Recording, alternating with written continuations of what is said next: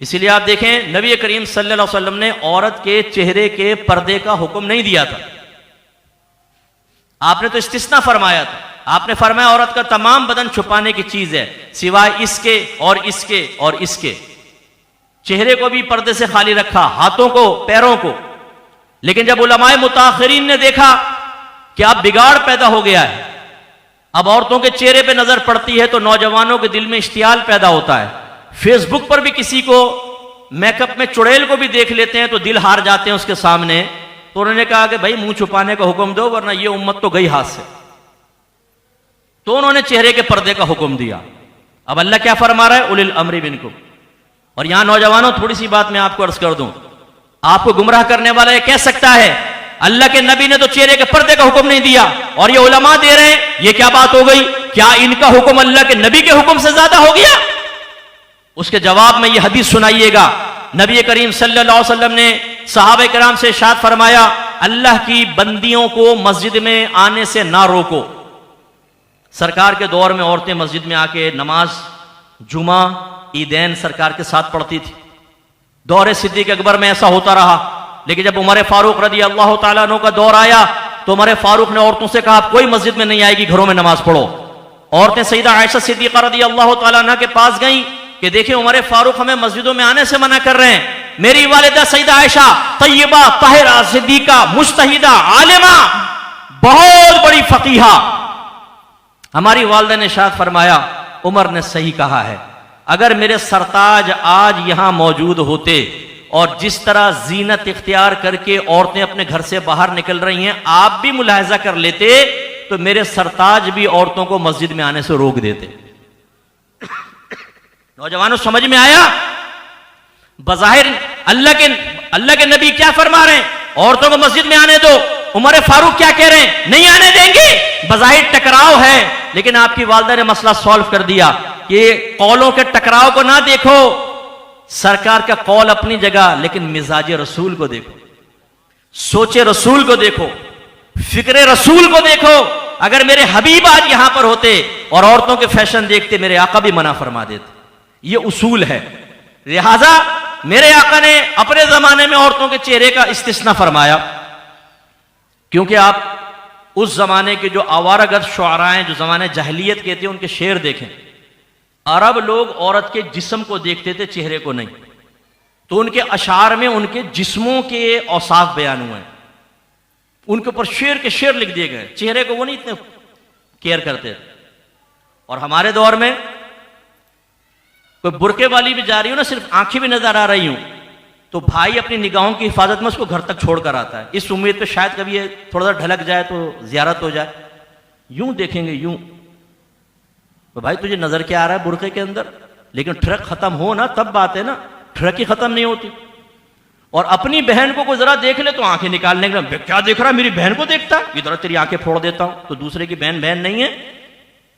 Facebook पे बैठ के लड़कियों से सेक्स चैट करके किसी की वो बहन, वो भी तो बहन और बेटी है, जिसको फंसाया जा रहा है, जिसके ज़हन साजी की जा रही है, जिसको कपड़े उतारने की तरफ माइल किया जा रहा है, जिसके साथ फहश गुफ्तगू करने की कोशिश की जा रही है, जिसको अपनी मोहब्बत के जाल में फंसा के उसकी तस्वीरें हासिल करके बाद में ब्लैकमेल करने का इरादा है। वो भी किसी की बहन है, वो भी किसी की बेटी है, वो भी किसी की हो सकता है मां हो। बाज़ औक़ात तो दूसरों की बीवियों को फंसा रहे होते हैं। देखो तुम्हारे शौहर ने तुम्हारी कदर नहीं की। हाँ, ये है पूरे हातम ताई जमाने का। इसके पास आ जाओ, ऐसी कदर करता है, हर एक की बीवी की कदर कर लेता है अपनी, बड़ा कदरदान आदमी है ये। इसके पास आ जाओ तो लिहाजा अब शादी तो हम कर नहीं सकते, इसलिए चलो तुम अपनी ख्वाहिशात मेरे साथ पूरी कर लो। ये शैतानियत हमारे यहां दौड़ रही है। इसमें अगर ये हुक्म दे दिया जाए कि औरतें जी चेहरा खोल कर आए, तो पहले ही हमारे ट्रक का आलम यह है कि काबू में नहीं आ रही, तो फिर इसका मतलब है उलमा ने सही फैसला किया ना। इसलिए नौजवानों एक तो ये ज़हन में रखें, अगर जो फतवा देने के अहल हैं, मुफ्ती मुज्तहिद हैं, वो जब आपको कोई बात बताएं तो आपको कबूल करना चाहिए। उसके जवाब में अगर कोई हदीस भी दिखाए, कुरान भी दिखाए, आप फैसला नहीं करेंगे। आप उलमा के पास जाकर कहेंगे देखें जी टकराव नजर आ रहा है, बज़ाहिर समझा दीजिए, हम समझा देंगे आपको।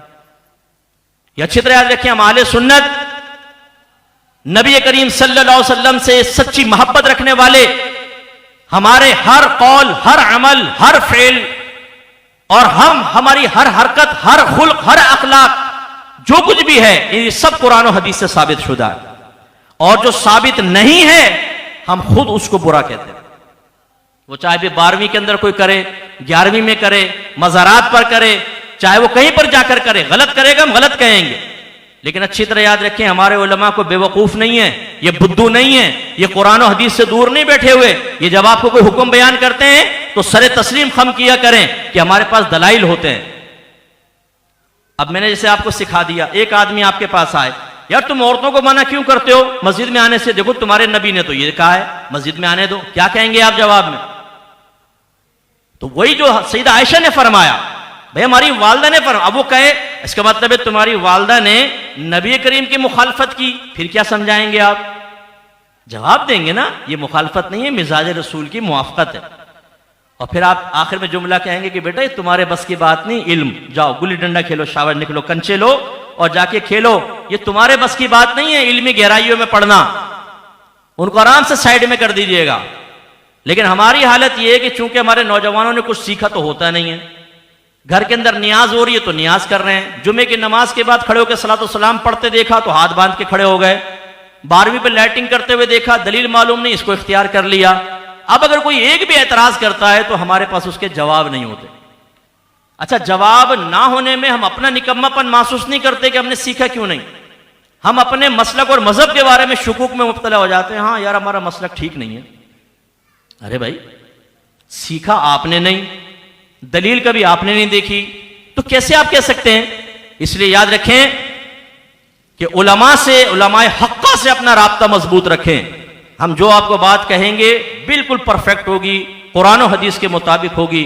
हत्ता कि अगर कुरान और हदीस बज़ाहिर खिलाफ नजर आ रहा होगा, हम उसमें भी आपको समझा देंगे कि असल में मुखालफत नहीं है, ये मुताबकत ही है, ये मुआफ़क़त ही है, आपको समझ में नहीं आ रही।